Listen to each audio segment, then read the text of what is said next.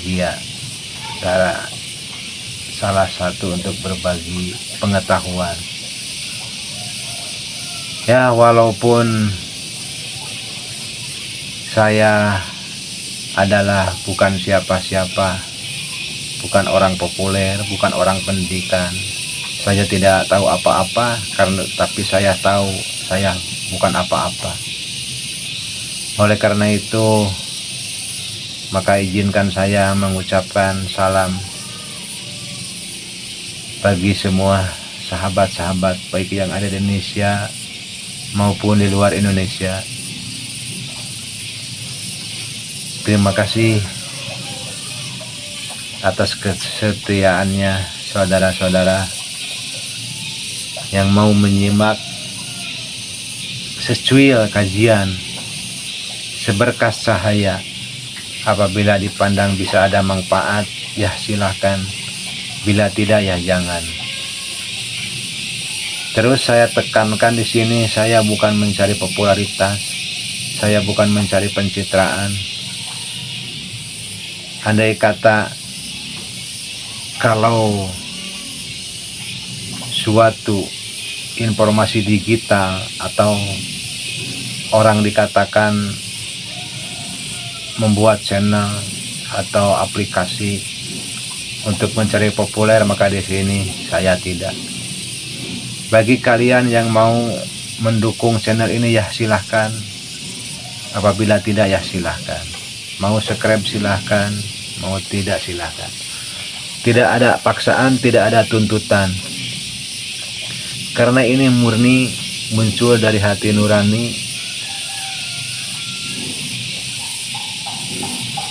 Ada kepenasaran ingin mengungkapkan beberapa kajian hasil dari meniti ke dalam diri, menyelam ke dalam diri.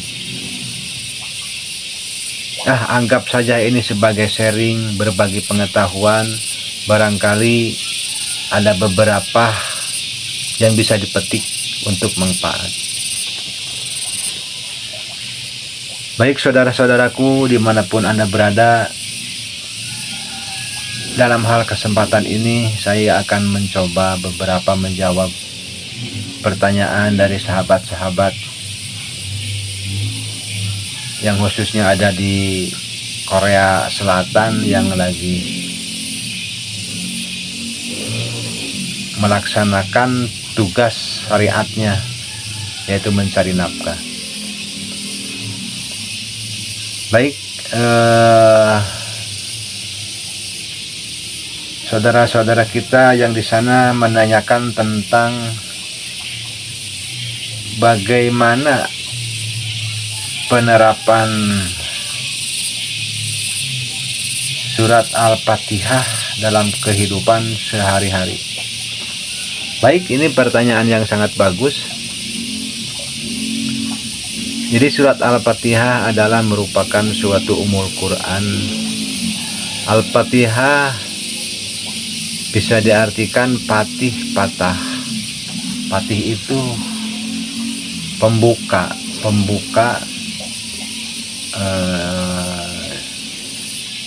dalam arti di sini membuka Al-Quran diawali dengan surat Al-Fatihah. Tapi di sisi itu lebih mendalam apabila kita dikaji secara retorika bahasa.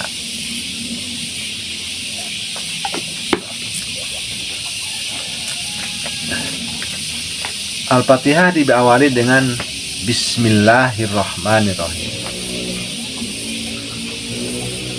Sebelum kita mengkaji lebih dalam, alangkah baiknya kita mengawali dengan membaca Bismillahirrahmanirrahim. Itulah Al-Fatihah. Karena Bismi al-ba'u harfu jarin. Bismi alamatu jarihi kasratun bi akhirihi. Itulah menurut ilmu nahu.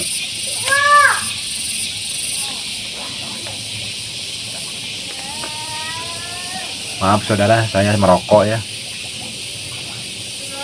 Mungkin ini sudah kebiasaan, tapi barangkali selama perbuatan ini tidak merugikan orang lain, tidak menyusahkan, tidak meresahkan, saya lakukan. Bukan saya maksudnya melegalkan rokok. Bagi yang suka ya silakan, yang tidak ya silakan.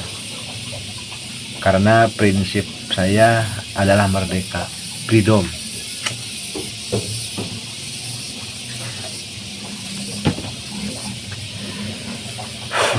Kita kembali ke bahasan awal. Bismillahirrahmanirrahim. Kalau menurut Departemen Agama, dengan nama Allah yang Maha Pengasih lagi Maha Penyayang. Apabila kita mengambil makna arti dengan nama Allah secara ilmu hakikat, apabila demikian bisa melahirkan dua wujud, dua sosok antara satu dengan yang lain. Dengan nama Allah berarti ada yang bicara dan ada yang dibicarakan. Ya itu kalau level syariat sih nggak masalah. Tapi kalau lebih dalam lagi, bila diartikan dengan atas nama Allah,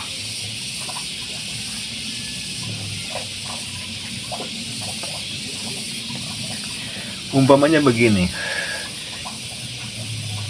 bila saudara datang ke undangan, lalu dipersilahkan untuk berbicara di depan. Misalkan si A datang mewakili kepala desa. Karena kepala desanya tidak hadir, maka kepala desa menyuruh si A untuk mewakili bicara di depan para tamu, di depan undangan tadi. Maka si A akan berbicara, saudara-saudara, saya atas nama kepala desa. Berarti yang bicara itu kepala desa, bukan si A, karena si A sudah mewakili atas nama kepala desa.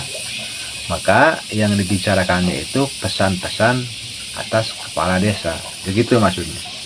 Nah di sini dengan atas nama Allah berarti segala sesuatu, perbuatan, ucapan, tindakan.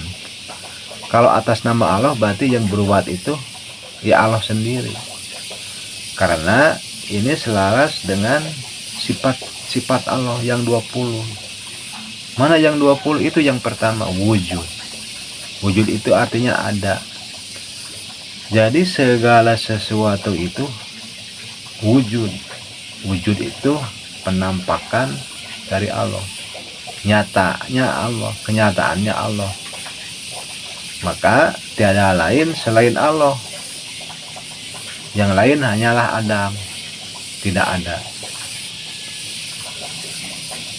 Ya, bagaimana kita menyikapi adanya wujud selain Allah? Itulah masalahnya.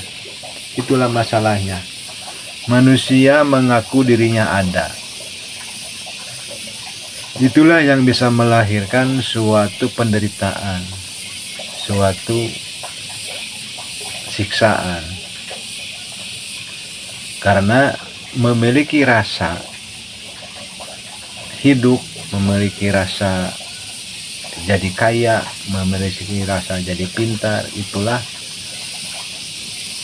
tindakan yang bisa dikatakan keluar dari jalur la ilaha illallah. Oke, demikian dulu pembahasan kali ini. Mungkin kurang dan lebihnya saya mohon maklum, karena saya ini bukan siapa-siapa. Saya tahu saya bukan siapa-siapa dan tidak bisa apa-apa. Tapi bagaimanapun ini merupakan salah satu terobosan Saya merasa memiliki tugas ingin mencerdaskan kehidupan bangsa. Sili asah, sili asih, sili asuh. Nulung kanu butuh, nalang kanu susah, nganter kanu keeng, nepak kanu poho, ngahudangkeun kanu sare. Mungkin itulah filosofi saya. Bagaimanapun